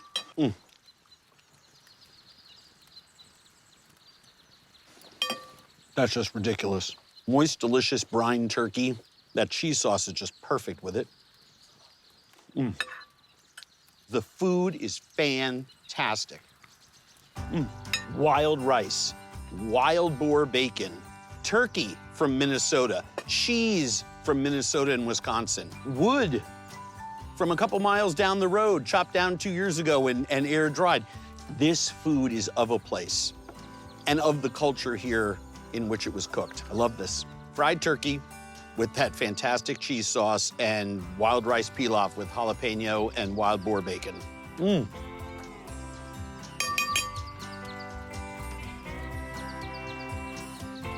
That was an upper deck shot. Wow, wow, wow.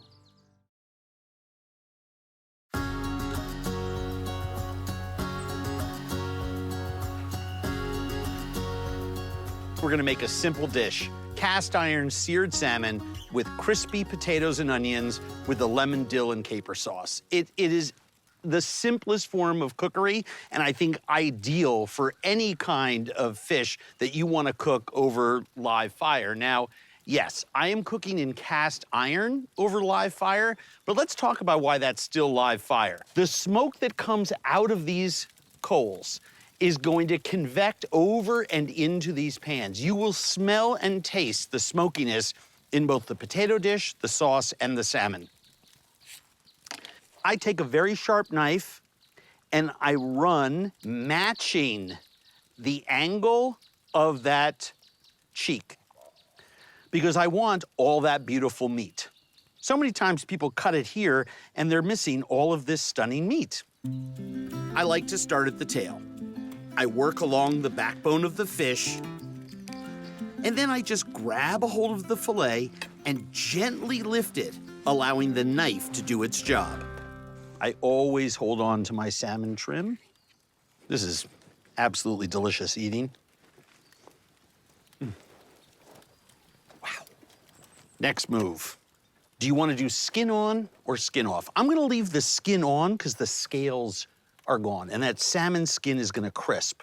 There are pin bones in here, so I wanna show you how we take those out. This is super easy to do. You just have to remember to pull the pin bones towards the head. They are at this angle. With salmon this beautiful, I just wanna make some 6 to 7 ounce portions. So I have these two, well, I'll take these 2 stellar pieces of salmon. Absolutely gorgeous. And I'm gonna season them. Next thing I wanna do, start to cut my potatoes. I want small squares. And I don't know, I'm gonna cut about 4 or 5 of them. And the reason I take the ends off is that then I have fewer rounded edges, but it's also much safer to cut my potatoes. I'm gonna cut my lemons for my sauce. I'm not gonna chop my dill into oblivion, just a coarse chop. First things first, 2 preheated pans. A nice glug of oil. Let's add our potatoes.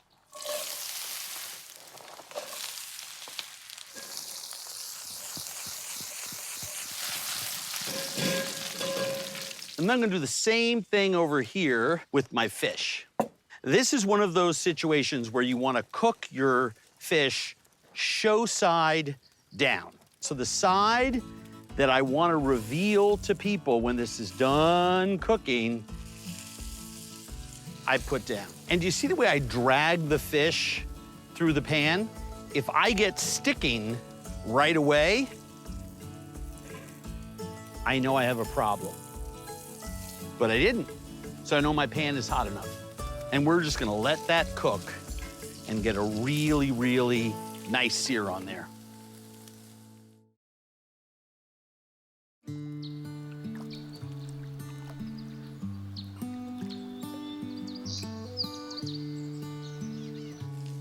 The salmon had a beautiful show side ready to go about 90 seconds ago, but if I'd flipped it then, I wouldn't have that thermal momentum going in the skillet sufficient to be cooking it to in between medium rare and medium and let it rest to medium so it's cooked just to the point of being done.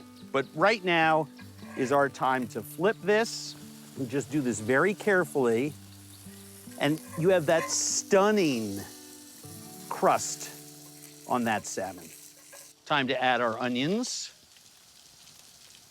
These are the same potatoes I make when I go camping with my kid in the morning. I just push them to the side when they're done. I've already fried the bacon in them. That's the fat that I get. And then I do the 2 eggs right in the middle. And we have a yummy campfire breakfast. Someday, I hope he wakes up before me and makes me breakfast. And we're just gonna wait until this entire pan of potatoes and onions is crispy, caramelized, and delicious. And it's easy to do with this device. Now, there are hundreds of grills like this on the market. I happen to like this one because the grill top allows us to add coals from our burn barrel if we need it, or kindling. Just keep fire on that side and push coals over to this one with a fire tool or a big spatula or a stick. I find salmon tastes best when it's cooked just to the point of being done, or maybe just this tiniest little blush of color in the middle. But I want it hot all the way through. And one of the ways that we can tell, if you come over here and you look at the side, do you see how in 2 different areas I have what looks like white clotted liquid has come out, about 1/4 inch below the crust on each side? Those are the juices from the salmon that are coagulating. And that means I've reached an internal temperature sufficient for those protein solids to come out. And I'm just gonna let that rest. So to make my sauce, the first thing that I'm gonna do, I'm gonna throw some capers in there, my dill, my white wine.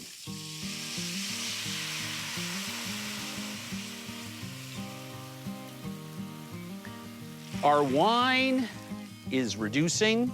I'm gonna add some lemon juice, and I'm gonna finish it with butter when it reduces just a little more.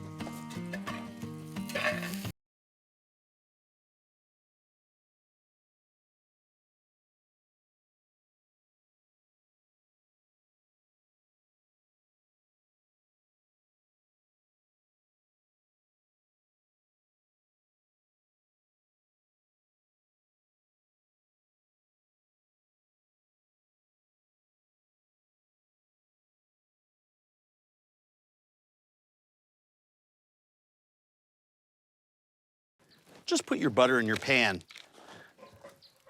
It's not gonna be thick. We just want to emulsify the butter into that sauce. And that is really perfect. And we just pour that, and there you have it. That's it, super simple. We have a winey, buttery, brothy sauce, the capers, the dill, crispy potatoes, seasoned with salt and pepper already, with those caramelized onions in there. I mean, this is simple campfire cookery 101. That crispy sound is that golden skin. This gorgeous, simple herb sauce. You can eat everything together. I was gonna say you could use a spoon, but just hold it up to your mouth and just slide the whole thing in. I mean, good gosh, this is yummy.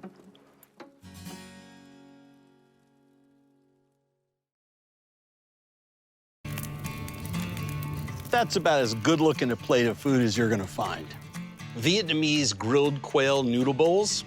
Pretty rock star looking food there. Elevate your wild game kitchen. Today, we're gonna have ourselves a braising party and make a delicious antelope stew, one of my favorites. We are going to add a little bit of spätzle. That meat is so delicious.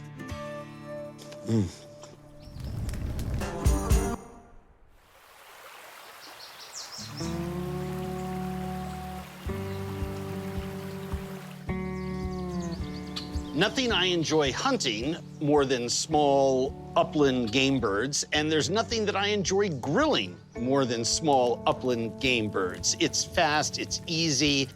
So this is my take on a grilled quail noodle salad. So the first thing I want to do is I want to make my marinade: sake, soy sauce, a little bit of sesame oil, garlic and ginger. Don't even need to whisk it. No need to add salt because the soy sauce has plenty. No need to add any sugar because the sake has natural sugars in it. That little bit of sesame oil is gonna permeate everything and give us that wonderful scorched sesame oil taste. The only thing that I wanna do before I put these quail in is to trim off the first two pieces of the wing joint. It just makes cooking a lot easier, and it makes eating a lot easier as well. I want to let these sit in the marinade for 15, 20 minutes. We can just let our quail sit at room temperature. Okay, so the next thing I want to do is make my herb sauce for this. A little bit of water, sugar. I really want that sugar to melt during the blender process, so I give it a head start by sitting in the water. Peanut oil, fish sauce, sesame oil, a little bit of soy, lime juice. We can always add more to taste. 1 minced hot chili. Now, I like to put a little bit of hot mustard in there. Helps to emulsify this sauce, but it also gives it a wonderful sort of horseradishy, spicy quality to it. Cilantro and mint. When you use one, use the other. If you have people in your family that don't like cilantro, the antiseptic quality of the mint absolutely helps the cilantro to taste less soapy, which it does for a lot of people. The garlic flavor blooms in this. And then the next thing I want to do is I want to put a piece of ginger. Even though the blender is really good at combining things, fresh ginger is very, very fibrous. So I just want to cut it into little chunks. I like it spicy and hot. And this is gonna go with our grilled quail, our noodles, our herbs, tomatoes, and other goodies. But I wanna really emulsify this, don't bite down on big chunks. I also wanna make sure that the ginger is completely dispersed in there, nice and homogeneous. And of course, something most people don't do enough of, taste it, because now you can correct it with a little more sugar, a little more lime juice. Doesn't need it. Perfect. Now into the fridge for 15, 20 minutes while we prepare the other elements for the dish.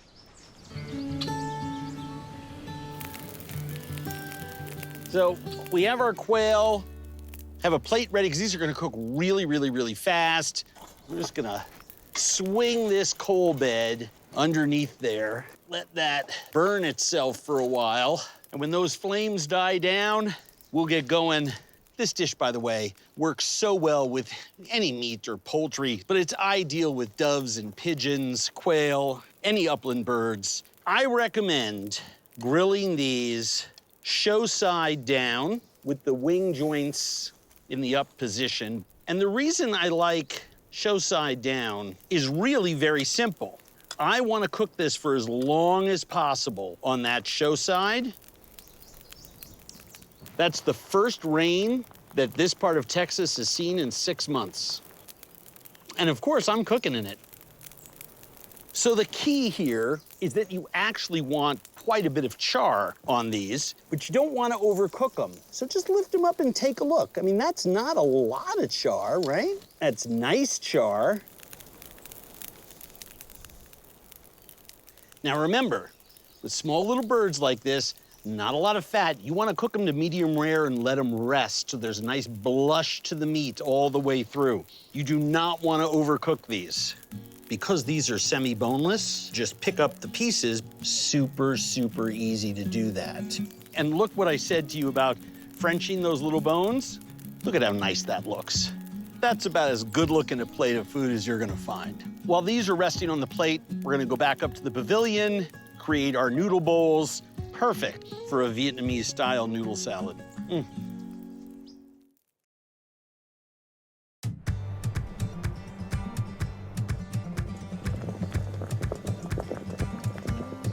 It's time to cook our salmon. These are Japanese wheat noodles. They're very thin. I'm gonna cook them for about 2, maybe 2.5 minutes in rapidly boiling salted water. Because of the amount of protein in the flour, it's a high gluten flour. These really have to be watched. They're just a little chewy. The minute they lose that hard center, I take them and I plunge them into ice water. It tightens them up and makes them very bouncy and chewy, so they have the optimum cold noodle texture and perfect for absorbing more of the juices from the quail and this vinaigrette. That's perfect. And into the cold water it goes. And just keep manipulating the noodles around. I can feel them getting literally as cold as that ice water is. And then you can just use your hand, let it rest on a towel.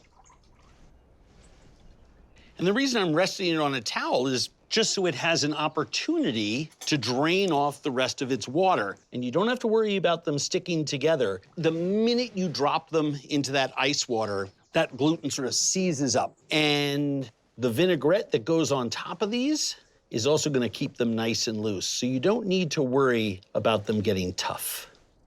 Got some vegetables to cut. Got a half of one of these small Persian cucumbers.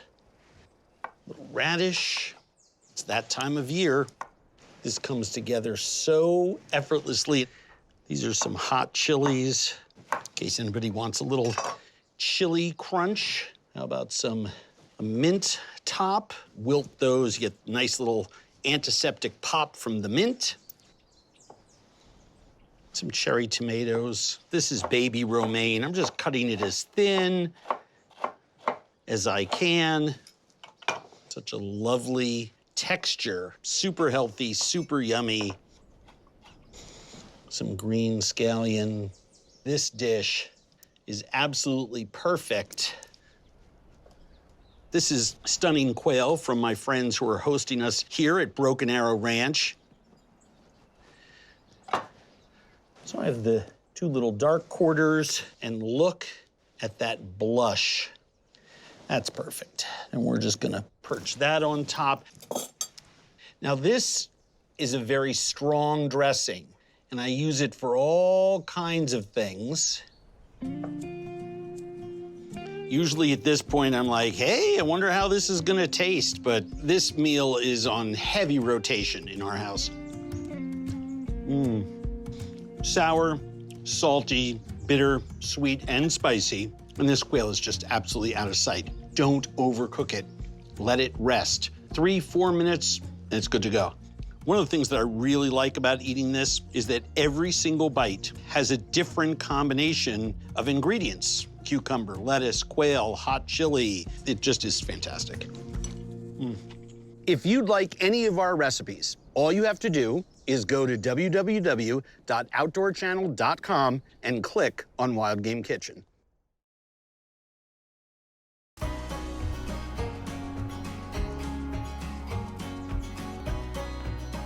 This is gorgeous antelope haunch. We're going to trim a muscle out of here, dice it up, sweat some veg, brown some antelope. We're going to add some stock and some Guinness and some sherry and some sherry wine vinegar and make a delicious antelope stew, to which we are going to add a little bit of spätzle, tiny little dumplings.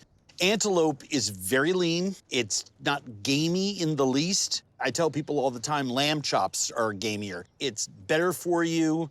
It tastes delicious. It's super clean. You may never go back to eating beef again. So the first thing that we want to do is we want to get our vegetables ready. I've got some celery and carrot here. These are already peeled and washed.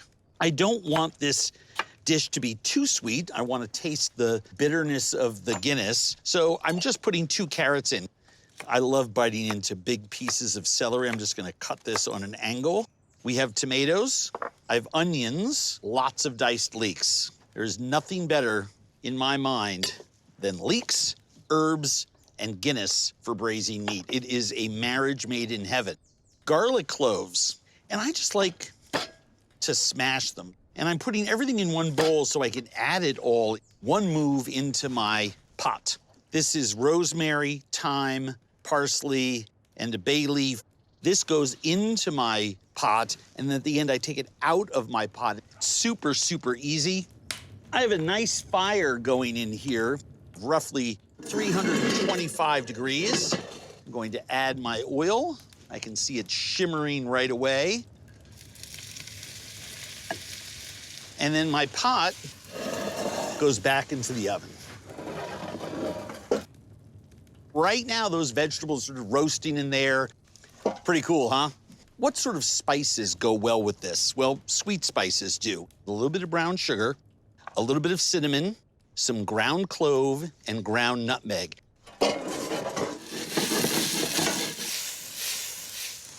So now I'm gonna add all of my sweet spices and brown sugar, my tomatoes, and let that cook in there for a little while. And I'm gonna put the door up. I still have a little bit of a draft, because now that my sweet spices are in there, I don't wanna scorch them.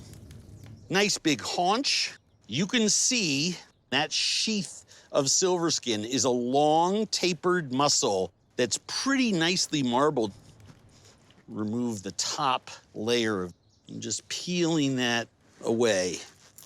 If I remove it all, I can basically separate that muscle with my fingers. Just feather your knife and literally let the sinew here tell you where those muscles are. That is gonna be plenty. Hook your fingers under whatever incision you make and just take away some of that heavy sinew. So I wanna take that off, because while it's on my board and while I have my knife, why not make it perfect? And if I turn this over, well, look at that. I think that's gonna be plenty, and you have that beautiful inside round. Boy, doesn't that look perfect? The smell of those sweet spices, we're getting a lot of acidity from the tomatoes. That is just cooked down beautifully. I'm just gonna lean that back because I wanna start browning my antelope. This is a beautifully marbled piece of meat, and I'm just gonna cut them into strips. What is that, half an inch, third of an inch maybe? So that you have a bite on the end of your fork or spoon, but it's thin enough so that it gets tender when it braises, right? It's a nice bite by the time it shrinks down, but it's gonna cook in 90 minutes. And I'm just gonna make sure I have about 2 pounds of meat here. All right. I'm just gonna add a little oil, put that in to my fire, put the meat into that oil. I can hear it sizzling. And now I'm putting the meat as close to the fire as I can. We'll pull that out in about 60 seconds and give it a stir. And we're just gonna repeat that once or twice.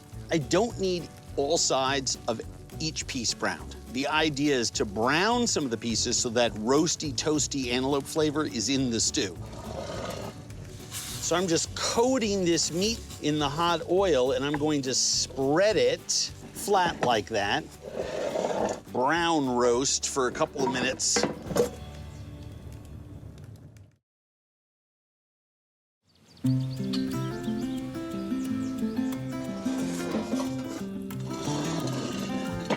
Oh yes, we have nice little brown caramelization on those pieces of meat. Stir that all together. Don't want to lose any of those juices or dry that out. Now, we want to add our liquids. So the first thing is our Guinness. And I want to bring that to a boil pretty fast. I'm gonna add my sherry with that and let it come to a simmer before we add our stock. I want to make sure that the pot has thermal momentum, so it's just always cooking, which is why my Guinness was at room temperature. Don't just grab things out of the fridge unless they have to come out of the fridge, like dairy or other things. Have your foods room temperature. It starts cooking immediately. That looks beautiful. Let's add some stock. Incorporate that. Now remember, we have the acidity from our tomatoes. We have all of our liquids in there, and that includes the juices from the meat itself, our Guinness, our nice dark beef stock. I'm gonna season this with a little vinegar. Vinegar is just another acid. I'm gonna add some ground black pepper, and the reason I'm doing that now is that I want the pepper flavor in there, but I didn't want to burn it in that hot fire. That'll cook for 90 minutes or so. And we're looking for anything around 300, 325 is perfect. I can smell the sherry and the Guinness and the herbs and the antelope. It's the worst part of my job. Not the waiting, not the smelling. It's the smelling and the waiting. Waiting and smelling and tasting and cooking. If I sing any more of that song, we have to pay royalties. Let's make our spätzle. Flour, salt, white pepper already ground, nutmeg, just a few pinches. Whisk it together. That way we know those dry seasonings are really well incorporated in our flour. 1 egg, 2 eggs, fork. Beat these well. Add your milk. And then all we're going to do, make a well in the center and just slowly pour this in. You should have a nice, sticky, wet dough.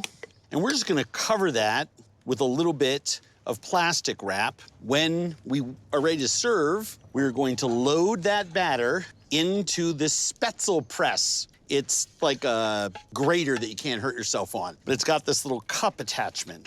And you just move this back and forth, and it drops fat raindrops of dough into your boiling water. Drain it, season it with a little parsley and butter. Some people like to twice cook it, but it makes these tiny little dumplings. It's a wonderful, vastly underappreciated starch. Spätzle, underappreciated, into the fridge. I'll chop some parsley for garnish. We have some water boiling. And now we'll cook the spätzle. Look at that. These only need to cook for a few minutes.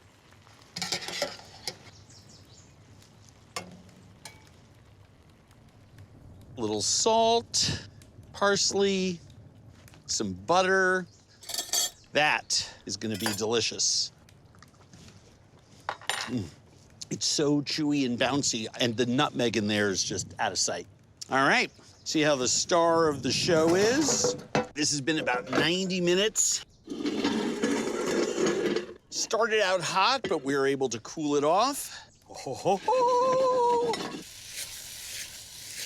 Now, we're not cooking in a pressure cooker, right? We're cooking in a fire. So you have to remember you're gonna get evaporation in that oven. Here, look where I scraped. That's brown, the color of flavor. And all of those juices have reduced. And I'm just piling that on one side of our bowl, because on the other side of the bowl, I'm gonna put our spätzle. And we were very smart. We had the forethought to cut the meat the right way. By cutting those thin little strips, we're able to make something that is absolutely melt in your mouth tender. The wonderful bitter flavors of the Guinness, the sweet flavors of the sherry, and all those vegetables and sweet spices. And all of those herbs and vegetables pull out all of the delicate, nuanced, nutty flavors of the antelope. That meat is so delicious. And it's essentially caramelized twice in there. And you can smell the faint smokiness of the wood-burning oven. Remember, there's an aroma transfer. And spätzle, the most underappreciated starch that I know of. This is a home run way to utilize muscles from the leg of any venison species. Grind plenty, but use your leg muscles for this kind of thing. It's so elegant, it's so delicious, and your family is gonna love you for it. And while the spätzle might truly be underappreciated, my friends at Broken Arrow Ranch are not. We thank them for allowing us to cook here down at their Creekside Pavilion and for this incredible antelope.